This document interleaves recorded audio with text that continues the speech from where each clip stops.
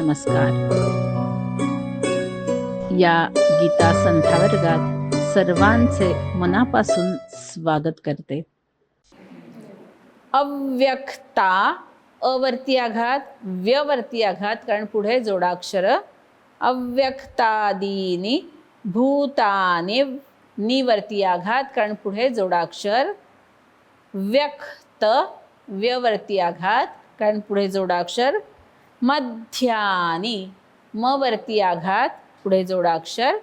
भारत, अव्यक्त, अवरती आघात, व्यवरती आघात, कारण पुढे जोडाक्षर. अव्यक्त निधनान्येव, येईल का इथे बघा, आघात येईल ना, म्हणा. हे द्या आघात, कारण पुढे जोडाक्षर.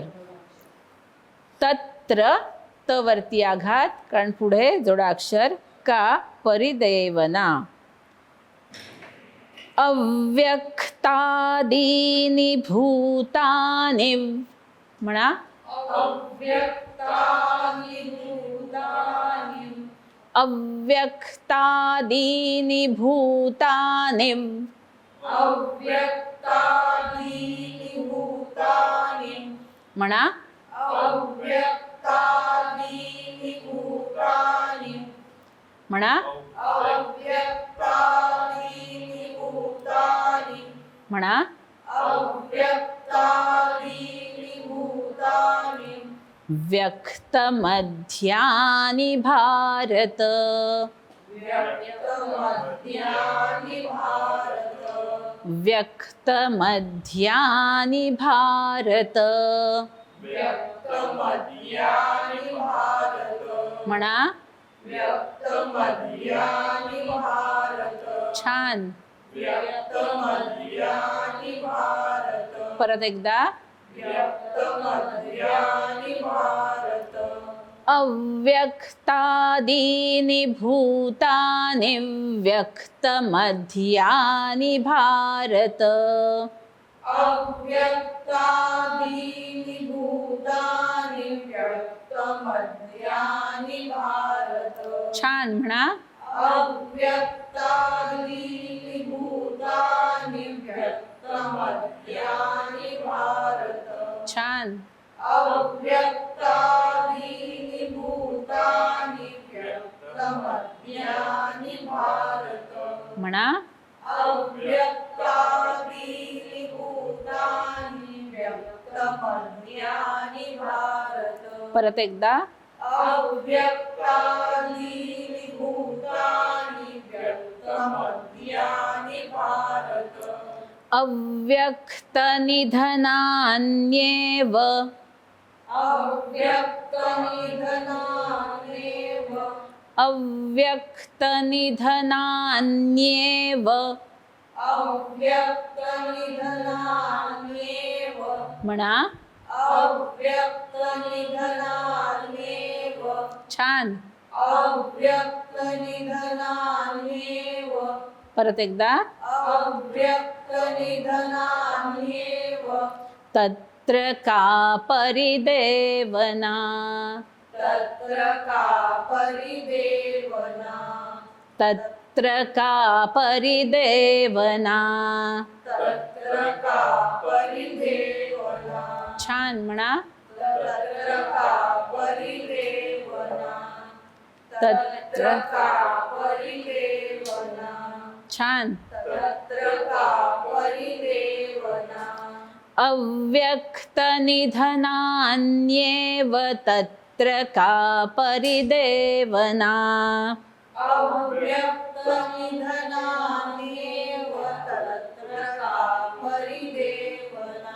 छान. म्हणा. अव्यक्तनिधनान्येव तत्र का परिदेवना. परिदेवना. परिदेवना. म्हणा. अव्यक्तनिधनान्येव तत्र का परिदेवना. छान. अव्यक्तनिधनान्येव तत्र का परिदेवना. छान. परत एकदा. अव्यक्तनिधनान्येव तत्र का परिदेवना. श्लोक सोपा आहे, पूर्ण म्हणा. अव्यक्तादीनि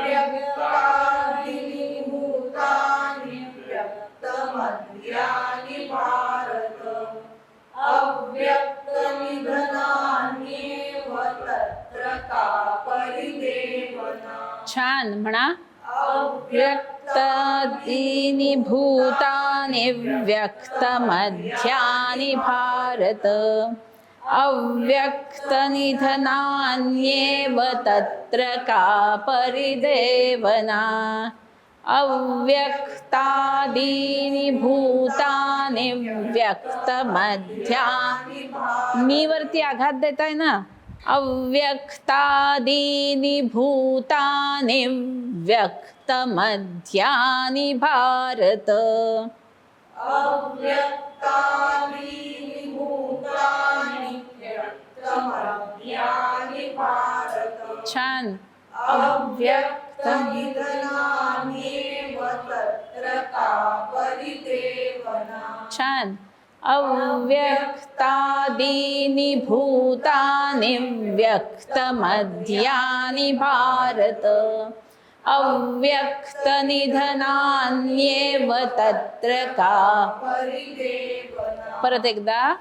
अव्यक्तादीनि भूतानि व्यक्तमध्यानि भारत अव्यक्तनिधनान्येव तत्र का परिदेवना. छान. आज आपण जे श्लोक शिकलो आहोत त्याचा अर्थ आपण जाणून घेऊया. अध्याय 2 श्लोक 28. अव्यक्तादीनि भूतानि व्यक्तमध्यानि भारत अव्यक्तनिधनान्येव तत्र का परिदेवना. हे भारत, भूतानि अव्यक्तादीनि व्यक्तमध्यानि अव्यक्तनिधनानि एव तत्र परिदेवना का. आता इथे परिदेवना म्हणजे खरं तर शोक करण्याचं कारण काय. तत्र का परिदेवना. परिदेवना म्हणजे शोक करणं, रडड. आपण म्हणतो ना रडरड करणं.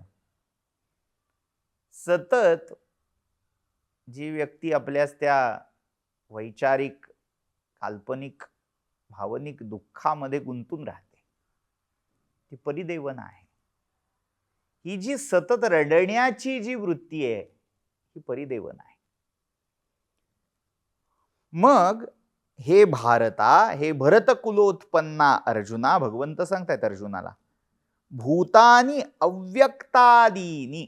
भूत, आता ही भूत कोणती आहेत. पृथ्वी, आप, तेज, वायू, आकाश, ही पंचमहाभूत. आणि या पंचमहाभूतांच्या पंचीकरणातून, पंचीकरण ही वेदांतातली प्रक्रिया आहे, मग त्याच्यातून त्यांच्या संयोग वियोगातून जी काही वेगवेगळी भूत तयार होतात, भौतिक सृष्टी उत्पन्न होते, ती कशी आहे. अव्यक्तादीनी. महाभूत ही अव्यक्तातून प्रकट होतात. अव्यक्त मूळ आहे. आणि अव्यक्त याचे 2 अर्थ आहेत. जे व्यक्त नाही ते, आणि दुसरं काय तर असं एक अद्भुत तत्व, निराकार असं तत्व की ज्याच्यामध्ये पोटॅन्शियल आहे, ज्याच्यामध्ये क्षमता आहे अनंत ब्रह्मांडाला, अनंत सृष्टींना निर्माण करण्याची, त्यांचं सर्जन करण्याची. पण असं असून देखील ते अव्यक्तच राहिलंय. म्हणजे जे व्यक्त नाही ते अव्यक्त. दुसरं, ज्या अव्यक्त म्हणजे निर्गुण निराकार वाटणाऱ्या अवस्थेतून सगळं व्यक्त होतं, सगुण साकार होतं, अशी व्यक्तपूर्व अवस्था, व्यक्त होण्याआधीची अवस्था. याच्यासाठी एक छांदोग्यामधला दृष्टांत आपल्याला लक्षात घ्यायला लागेल. श्वेतकेतू आणि त्याचे वडील आरुणी उद्दालक यांचा संवाद आहे. श्वेतकेतूला आरुणी उद्दालकांनी वेगवेगळ्या पद्धतीने ते अव्यक्त काय हे समजावून दिले. त्यांनी एकदा सांगितलं की जा बाबा वडाच्या झाडाचं फळ घेऊन ये. हा श्वेतकेतू गेला, वडाचं फळ घेऊन आला. फोड म्हणाले. फोडलं. आत काय आहे म्हणाले, बिया आहेत भरपूर. वडाच्या फळामध्ये बऱ्याच बिया होत्या. त्यातली एक बी उचल म्हणाले. उचलली. ती फोड, ती फळाची जी काही बी होती ती दुभंग होऊन तो बघायला लागला. आता म्हणाला, काय पाहतोस? तो म्हणाला, काही दिसत नाही. ही एवढीशी ती बी काय, ती जर मी तिचा भेद केला, ती जर फोडली तर आत मला काहीच दिसत नाहीये, पोकळी आहे नुसती. त्या अरुणी उद्दालक हसले. म्हणाले, जे तुला त्यात काही दिसत नाहीये त्या काही न दिसणाऱ्या अवस्थेत हा विशाल काय वटवृक्ष दडलेला आहे. यदेनम न निभालयसे. तुला जे काही दिसत नाहीये त्या न दिसण्याच्या अवस्थेतच हा सगळा वटवृक्षाचा विस्तार सामावलेला आहे, लपलेला आहे त्या शून्यामध्ये. ते शून्य हे अव्यक्त आहे, ज्याच्यातून अजून अभिव्यक्तीची पहाट झालेली नाही, पण ती अभिव्यक्ती त्या रात्रीच्याच पोटामध्ये स्वस्थ निजलेली आहे. ती रात्र, ते शून्य म्हणजे अव्यक्त आहे. ही सगळी पंचमहाभूत ही अव्यक्तादी आहेत, म्हणजे अव्यक्तातून उत्पन्न होणारी आहेत. थोडक्यात उत्पन्न होण्याआधी महाभूत ही न दिसण्याजोगी आहेत, न दिसणारी आहेत. व्यक्त मध्यानी, आणि ही पंचमहाभूत कशी किंवा भौतिक सृष्टी कशी, जिचा मध्यावस्थेत ही फक्त दिसतात. पुन्हा अव्यक्त निधनानी एव, पुन्हा अव्यक्तामध्येच विलीन होऊन जातात. म्हणजे काय, मध्ये फक्त दिसतात, आधी दिसत नाहीत आणि नंतरही दिसत नाहीत. त्यामुळे जीव हा जन्माला येण्याच्या आधी कुठे होता, काय होता ते कळत नाही. जन्माला आल्यावर तो दिसायला लागतो, मरेपर्यंत तो दिसत राहतो, मेल्यानंतर पुढे कुठे गेला ते कळत नाही. तसं या भौतिक सृष्टीचंही आहे. अव्यक्तादीनी अव्यक्त निधनानी केवलम व्यक्त मध्यानी, फक्त मध्य काळामध्ये जन्म मृत्यूच्या मधल्या टप्प्यात हे दिसतात. त्यामुळे ते नाहीसे झाले असं म्हणण्यामध्ये ते नष्ट झाले असं म्हणता येत नाही. थोडक्यात नाटकाचा अंक संपवून नट पडद्यामागे गेला म्हणजे तो नष्ट झाला असं होत नाही. पुन्हा अंक सुरू झाल्यावर, पुन्हा नाटक सुरू झाल्यावर तो त्या पडद्यामागून कुठून तरी नवीन भूमिका घेऊन समोर येणारे, व्यक्त मध्य होणारे, दृश्य होणारे. त्यामुळे अशा त्या आत्म्यासाठी शोक करण्याचं कारण नाही, तिथे परिदेवना असण्याचं काही कारण नाही, असं 28वा हा श्लोक सांगतोय.